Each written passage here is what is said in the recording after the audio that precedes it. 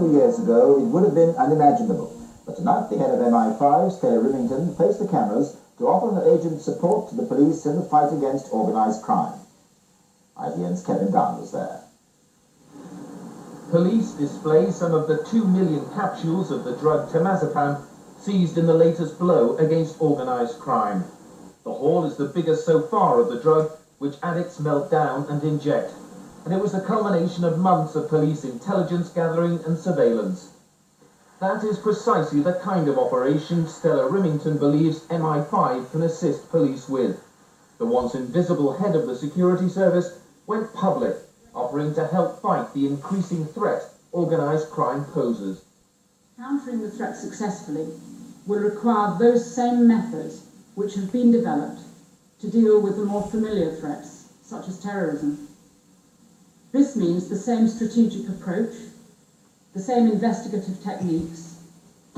In its heyday of the Cold War, MI5 bugged and burgled its way around the foreign embassies of London, principally pursuing Soviet spies and their surrogates.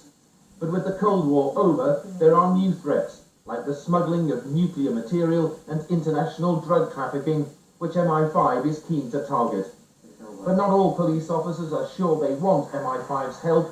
Superintendents debating organised crime today expressed doubts about the agency's accountability. We are accountable. The security services have a separate role, and I would be a little bit concerned if I thought that there were some suggestion that they would take over the primary role of taking on organised crime. It is a police function, and of course, police service is accountable through Parliament, to the Home Secretary.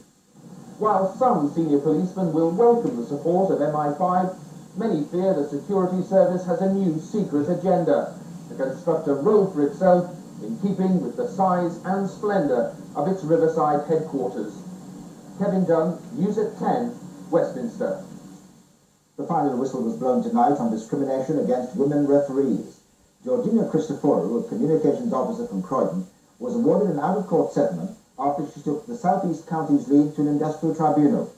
She said they'd failed to register her as an official because she was a woman. They deny the claim, but will now change their policy. Caroline Kerr reports.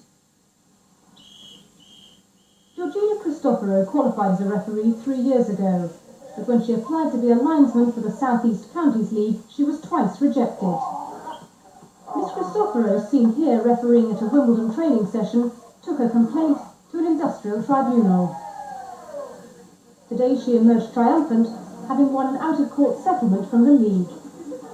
I'd like to thank my solicitor and the Opportunity Commission for supporting me throughout, and I'm just very pleased. I can't say anything else. Her solicitor said it was a milestone for women in football. It's tremendous. I mean, what more could either Ms. Christoforou or the Equal Opportunities Commission wish for? It's the first time that the league has had to do this, and hopefully it will be a great step forward for women who want to take part in football. The league's lawyer denied there'd been discrimination, but accepted the ruling. If indeed the Equal Opportunities Commission, when they sit down with my clients, decide that the procedure can be improved, then it will be improved. But tonight at Stamford Bridge, where Chelsea were playing Stoke City, it was no surprise to see a male linesman officiating at the game alongside a male referee. The FA aren't admitting that today's decision will make any difference. They say they already operate a strict policy of equal opportunities.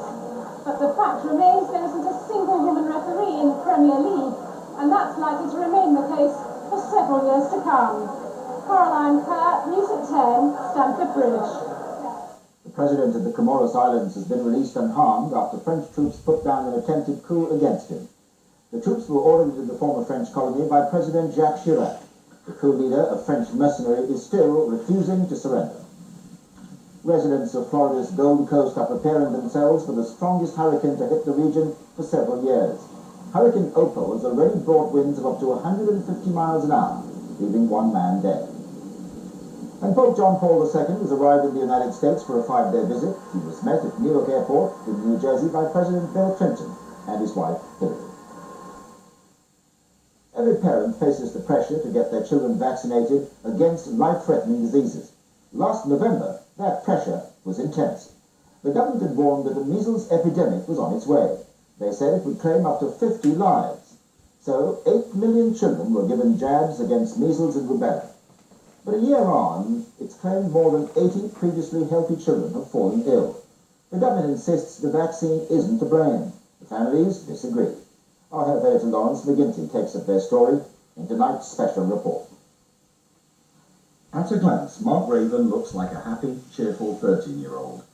In fact, he's severely brain damaged. He can't speak or do anything for himself and has constant fits. Family videos show him as an energetic, active youngster. His mother is convinced he was struck down as a side effect of being vaccinated against measles. When I questioned, could it have been the immunisation, I was told it didn't cause it, but it could have triggered it. I don't know how I feel about that. I honestly do believe it caused Mark's illness, definitely. Mark's consultant told ITN his illness was not related to vaccination, but that hasn't persuaded his family, who criticised last November's mass immunisation campaign for not providing enough information about potential side effects. I definitely wasn't aware that, all these other things could come from the immunisation. The information was not available, certainly not in that leaflet that I received, and certainly not from the campaign that was on the television. That campaign was certainly hard-hitting, showing a teenage girl who'd been left brain damaged by a measles infection. The aim was to vaccinate 8 million children between the ages of 5 and 16. Parents were sent this leaflet, asking for their consent and reassuring them about side effects. There are very few side effects from these two vaccines, and particularly the older child, and particularly if they have been immunised before. Now the government says its campaign has worked and has broken the chain of measles transmission without causing any serious side effects. But nothing will convince the Ellis family that their 11-year-old son Ashley has not been damaged by vaccination. They're considering legal action because they believe last November's jab caused encephalitis, which has left him physically tired and unable to concentrate. And every time I concentrate, I get dots and flashing lights from my eyes, and I get really tired, quite quick spreading work at school.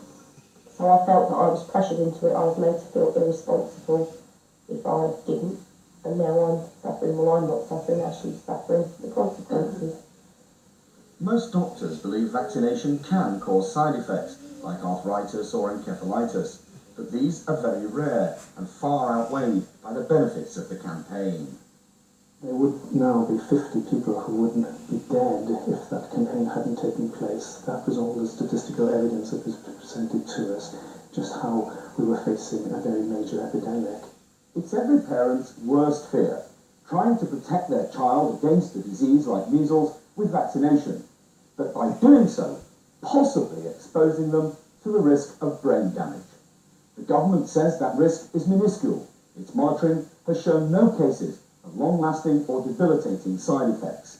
But some scientists are asking, was last November's immunisation campaign really necessary in the first place? Lawrence McGinty, News at 10. Tomorrow night we'll be taking a closer look at the scientific arguments and the official response to the measles vaccine. Soccer authorities in South America are considering a full-scale inquiry into a game between teams from Brazil and Argentina.